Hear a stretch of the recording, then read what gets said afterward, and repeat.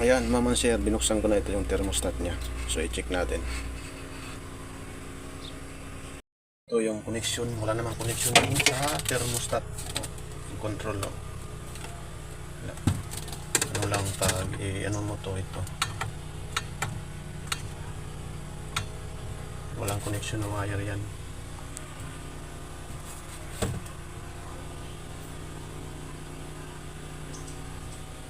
Next, buksan natin ito. Ayan, zero. Wala namang connection. Check natin yung yung sensor. Sa isa natin pag troubleshoot. So ito, di ko alam kung anong patawag dito. Pero walang naman nakalagay doon na sensor. Parang ano lang. Parang parang sa microwave. So tinister natin dito. Wala namang resistance kahit buffer wala. So try ko to i-jumper mamaya. Baka aandar sa saglit tas mamamatay. Buksan na natin dito. Akala natin may sensor. So wala naman. So ayan, balik pa rin natin. Ayan. Ayan, wala tayong makikita na connection. Balik na natin. 36 ohms. So ayan, ito yung tinister natin sa loob. Ayan. Ito. Ayan, sa loob. Galing yan dyan banda na area, yung may hose. So dito ilalagay. Ito, buksan natin. Yan yung ano niya. Number or model ano ba. Ito, may sa loob pala anong motor. Then galing siya yan dito, i-connect. Then may sensor siya dito, ito. Yung nakuha natin is 3.7 k ohms. So mahirapan tayo mag-video kasi yung isa sa kamay na camera, yung isa nawala tayong cellphone holder. So i-share ko lang sa inyo mga kamaster, baka may counter kayo na ganito. So ito 3.7 k ohms yung sensor na yan galing dito. Ayan. So ibalik na natin. Ayan mga kamaster, binalik na natin. Ayan, dito naman tayo na area. Tapos doon check natin sa loob kasi may sensor din ito. Master, inabot ako ng halos 1 oras sa pagbukas ng ganito dito. Din may nagbukas na pala dito kasi lustrade na yung screw. Ayan o. Unang gumawa, nahirapan tayo. Ayan o. Din buksan natin. Ayan yung laman sa loob o.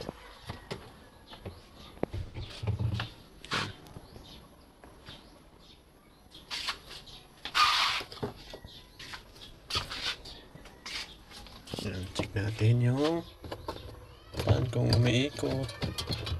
Then itong sensor check natin. Then yung mga dito pa sa loob meron ba yung fuse.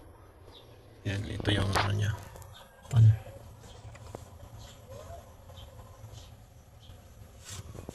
Tanggalin natin.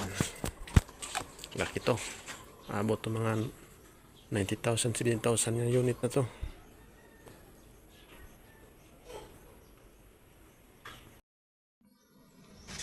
Ayan, nag-check tayo ng sensor, dito sensor. So ayan, may nakuha tayo na 2.1 k ohms. Tayo ng sensor na kulay blue. Galing dito sa ito. Punta dito, mahirap kasi may dito yung butas. So may nakakuha tayo na 8.1 k ohms.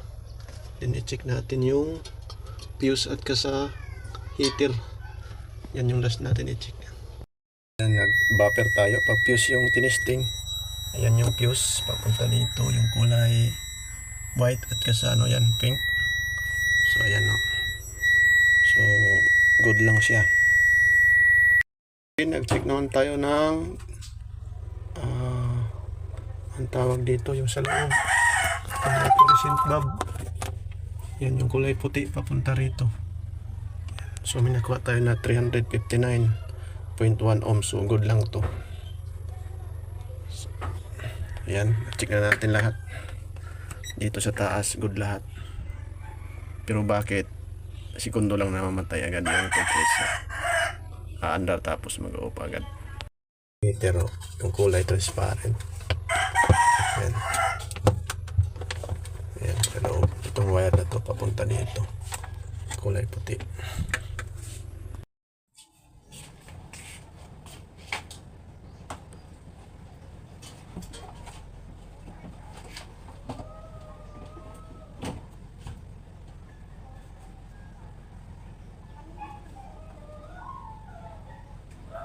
Master, binaypas na nato yung sa Mika na sensor. So ganun pa rin, umandar saglit din nag-off. Din nandito yung board. Yan.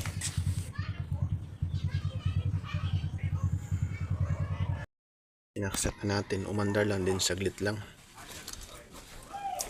Ina-check na natin to lahat. So may ayan may ilaw naman, may max, pwede rin sa quick, pwede eco. Ayan, may ilaw naman. So ano rin natin dito, ma-off yung ilaw galing dito. Ayan.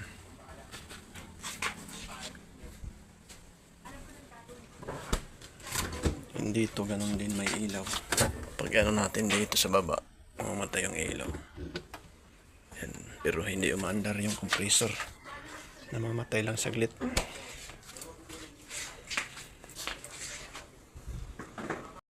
Ito yung power supply. Ito yung output niya papunta dito sa blue at sa red katabi ng papuntang compressor na terminal. So may nakuha ko na 300 DC. So pag dito naman ako may makuha ko na 15 volt. Ayan. Then okay naman dito siya. Yan, may min, may eco. Yan, then quick. Meron siya. Tapos dito may ilaw rin. Then hindi pa umandar yung pan. Kasi walang supply doon sa board. Then ito ganun din, no? May ilaw. Ito yung thermostat na walang connection, design lang. Dito tayo. Ayan, troubleshoot. Dito natin ilagay itong wire na to. So, may nakuha tayo na 106.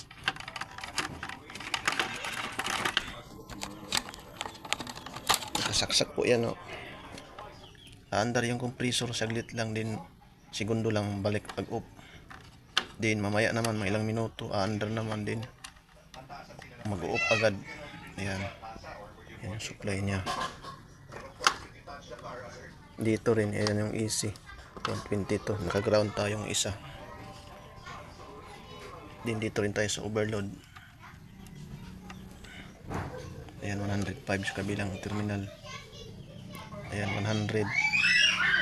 Dito sa maliliit may 10 volts siya na lumabas. Ayan. Lahat ito may mga supply lumabas. Exceed lang dito sa ito. Kasi mag-on siya din. Segundo lang mag-off agad. Din mga ilang minuto. Aandar din. Off agad. Terminal para sa compressor. Ito yung tatlo.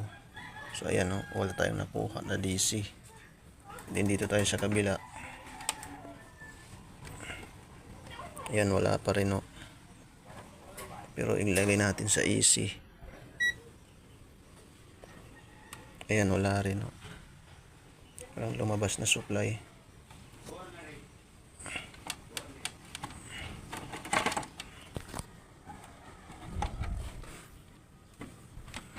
Din dito naman. Ayan, wala pa rin.